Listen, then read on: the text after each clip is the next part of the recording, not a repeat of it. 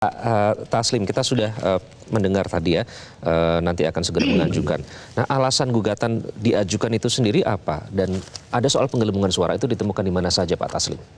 Ya, jadi kami sudah mengajukan permohonan 28 permohonan Partai Nasdem ke MK, 8 untuk kasus DPR RI, 20 untuk kasus DPRD provinsi dan kabupaten.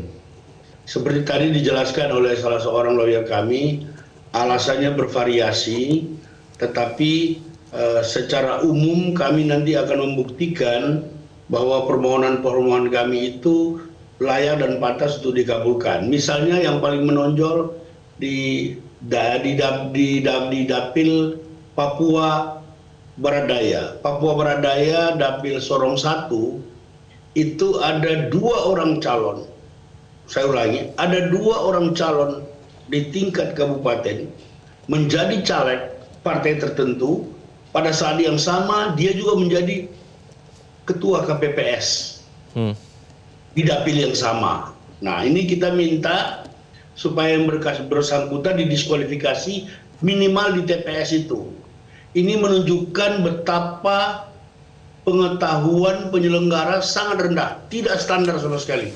2 calon apa nih Pak Taslim di Sorong? KPPS itu kan di SK-kan oleh KPUD. Daftar calon juga disahkan oleh KPUD untuk 1 kabupaten saja. Mereka nggak mengerti, ini tidak mungkin ini kesilapan karena ini ada 2 peristiwa. Ini pasti unsur kalau tidak kesengajaan dan ketidaktahuan, artinya pengetahuannya rendah sekali. Oke, ada 2. Kemudian penggelembungan suara kami temukan di beberapa provinsi dan kami akan tunjukkan buktinya. Intinya dari 8 RI itu kami optimis setidaknya 3 permohonan akan dikabulkan. Karena pertama selisih suaranya sedikit, yang kedua penggelembungan itu nyata. Jadi kalau diperbandingkan misalnya C1 dengan C1 hasil, itu udah jelas. Ada lagi yang ada tip X-nya, luar biasa pemilu kali ini. Berani sekali orang melakukan kecurangan-kecurangan yang transparan, terbuka dan mudah untuk ditebak. Ya, Pak Taslim, artinya bukti ini sudah disiapkan baik secara kualitatif maupun kuantitatif. Iya, jadi kalau di MK itu kan waktu kita menyerahkan permohonan, kita juga serahkan buktinya. Nah, dari saat permohonan kemarin tanggal 23, 3 hari ke depan, itu kita diperbolehkan menyetor lagi perbaikan-perbaikan. Nah, kemarin kami sudah menyetor perbaikan sampai malam.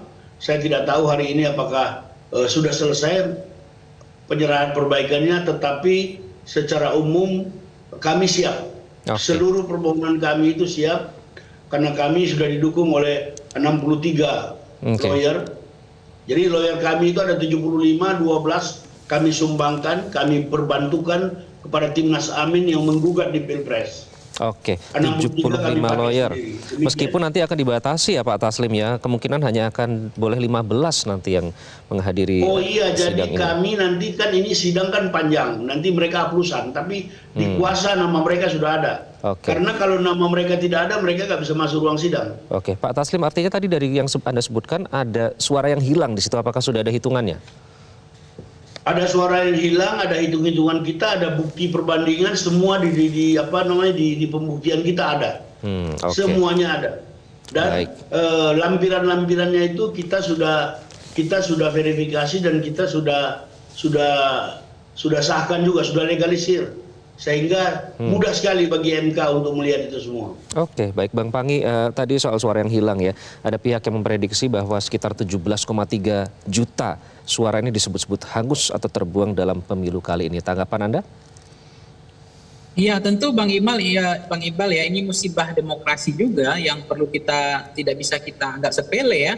Bahwa ada 17 juta suara tidak bisa rekapitulasi yang kemudian sudah ditetapkan itu dikonversi menjadi kursi di parlemen. Itu artinya apa Bang Iqbal? Banyak anggota mereka yang sudah memilih anggota DPR kemarin, bahkan ada suaranya yang seperti Ahmad Bedowi P3 itu setahu saya udah hampir 300.000 lebih ya. Kemudian mereka tidak punya anggota DPR hari ini di parlemen. Artinya mereka nggak menjadi yatim piatu lah, tidak punya anggota parlemen atau wakil rakyat mereka di parlemen. Ada juga beberapa yang kemarin di partai yang nggak lolos di parlemen, misalnya di Perindo atau di Gelora atau di partai-partai lain. Setahu saya juga ada yang 150.000, ada yang 100.000 juga tidak berhasil karena tidak lolos ambang batas parlemen. Nah, ini juga perlu menjadi hal yang sangat menarik untuk dicermati. Yang kedua adalah soal misalnya Nasdem di Jawa Barat, misalnya ada suaranya hilang 600 di tingkat PPK. Itu kan juga menjadi perhatian serius, kok bisa suara ketika rekapitulasi berjenjang bertingkat kita ini, Bang Iqbal, ya tentu ada konsekuensi yang tidak main-main. Banyak suara yang hilang, banyak penggelembungan, bahkan ada oknum yang menginput sendiri gitu. Kemudian ada yang kemudian diserekap C1 planonya yang telat, bahkan yang tidak diupload, ada yang kemudian hilang. Nah, ini kan problem-problem yang wajar, kemudian hak-hak mereka itu mereka menggugat ya ke MK karena rekapitulasi berjenjang bertingkat yang seringkali saya sampaikan memang ada potensi yang disebut dengan penggabungan suara hilang, kemudian migrasi, bahkan mengambil suara-suara yang tidak lolos di ambang batas parlemen, itu migrasi suaranya hilang gitu. Kemudian suara-suara tidak sah dikonversi juga banyak kemudian menjadi kursi misalnya.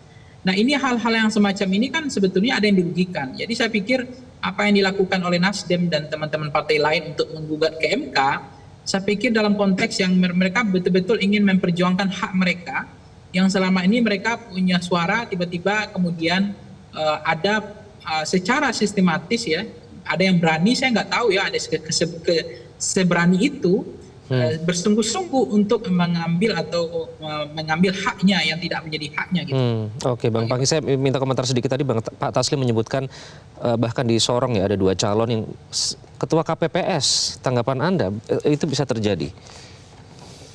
Ya, itu artinya memang kan yang berbahaya itu kan di tingkat KPPS ya, PPK sampai kabupaten kota, provinsi, karena memang kelemahan rekapitulasi berjenjang bertingkat di situ.